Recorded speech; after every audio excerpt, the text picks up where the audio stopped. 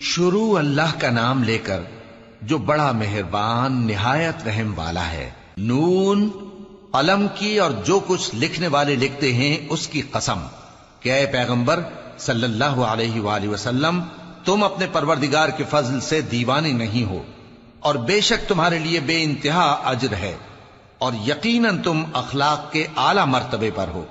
سو ان قریب تم بھی دیکھ لو گے اور یہ کافر بھی دیکھ لیں گے کہ تم میں سے کون دیوانہ ہے۔ حقیق تمہارا پروردگار اس کو بھی خوب جانتا ہے جو اس کے رستے سے بھٹک گیا، اور ان کو بھی خوب جانتا ہے جو سیدھے رستے پر چل رہے ہیں۔ تو تم جھٹلانے والوں کا کہا نہ ماننا۔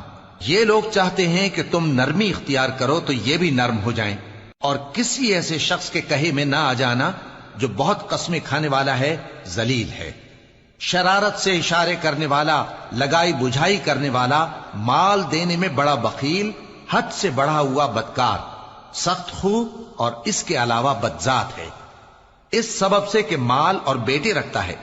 جب اس کو ہماری آیتیں پڑھ کر سنائی جاتی ہیں تو کہتا ہے کہ یہ اگلے لوگوں کے افسانے ہیں، ہم ان قریب اس کی اونچی ناک پر داغ لگائیں گے۔ ہم نے ان لوگوں کی اسی طرح آزمائش کی ہے جس طرح باغ والوں کی آزمائش کی تھی، جب انہوں نے قسمیں کھا کھا کر کہا کہ صبح ہوتے ہوتے ہم اس کا میوہ توڑ لیں گے، اور انشاءاللہ نہ کہا۔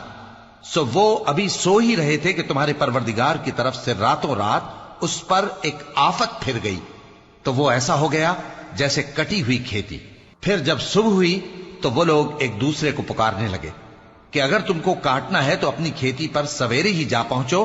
سو وہ چل پڑے اور آپس میں چپکے کہتے جاتے تھے کہ آج وہاں تمہارے پاس کوئی فقیر نہ آنے پائے، اور کوشش کے ساتھ سویرے ہی جا پہنچے، گویا پیداوار پر قادر ہیں۔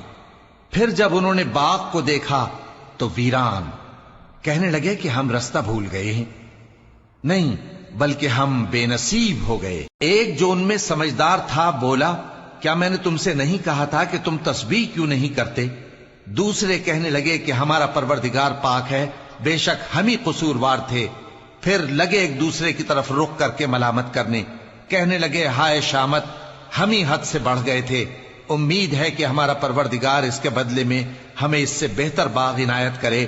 ہم اپنے پروردگار کی طرف رجوع کرتے ہیں، دیکھو عذاب یوں ہوتا ہے، اور آخرت کا عذاب سب سے بڑھ کر ہوگا، کاش یہ لوگ جانتے ہوتے۔ پرہیزگاروں کے لیے ان کے پروردگار کے ہاں نعمت کے باغ ہیں۔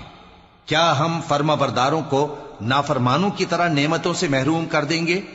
تمہیں کیا ہو گیا ہے؟ کیسی تجویزیں کرتے ہو؟ کیا تمہارے پاس کوئی کتاب ہے جس میں یہ بات پڑھتے ہو کہ جو چیز تم پسند کرو گے وہ تم کو ضرور ملے گی؟ یا تم نے ہم سے قسمیں لے رکھی ہیں جو قیامت کے دن تک چلی جائیں گی کہ جو کچھ تم طے کر لو گے وہ تمہارا ہوگا؟ ان سے پوچھو کہ ان میں سے کون اس کا ذمہ لیتا ہے؟ کیا اس قول میں ان کے کچھ شریک ہیں؟ اگر یہ سچے ہیں تو اپنے شریکوں کو لے آئیں۔ جس دن پنڈلی سے کپڑا اٹھا دیا جائے گا اور کفار سجدے کے لیے بلائے جائیں گے، پھر وہ سجدہ نہ کر سکیں گے، ان کی آنکھیں جھکی ہوئی ہوں گی اور ان پر ذلت چھا رہی ہوگی، حالانکہ پہلے اس وقت سجدے کے لیے بلائے جاتے تھے جبکہ وہ صحیح و سالم تھے۔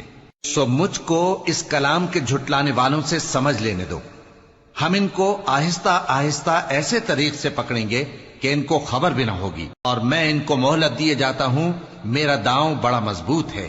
اے نبی، کیا تم ان سے کچھ معاوضہ مانگتے ہو کہ ان پر تاوان کا بوجھ پڑ رہا ہے، یا ان کے پاس غیب کی خبر ہے کہ اسے لکھتے جاتے ہیں؟ سو اپنے پروردگار کے فیصلے کا انتظار کیے رہو، اور مچھلی کا لقمہ ہونے والے یونس کی طرح نہ ہونا کہ انہوں نے اپنے رب کو پکارا جبکہ وہ دل ہی دل میں گھٹ رہے تھے۔ اگر ان کے پروردگار کی مہربانی ان کو نہ سنبھال لیتی تو وہ چٹیل میدان میں ڈال دیے جاتے مذموم حالت میں۔ پھر ان کے پروردگار نے ان کو برگزیدہ کر کے نیکوکاروں میں شامل کر لیا۔ اور کافر جب یہ نصیحت کی کتاب سنتے ہیں تو یوں لگتے ہیں کہ تم کو اپنی نگاہوں سے پھسلا دیں گے، اور کہتے ہیں کہ یہ تو دیوانہ ہے۔ اور لوگوں، یہ قرآن تمام جہانوں کے لیے نصیحت ہے۔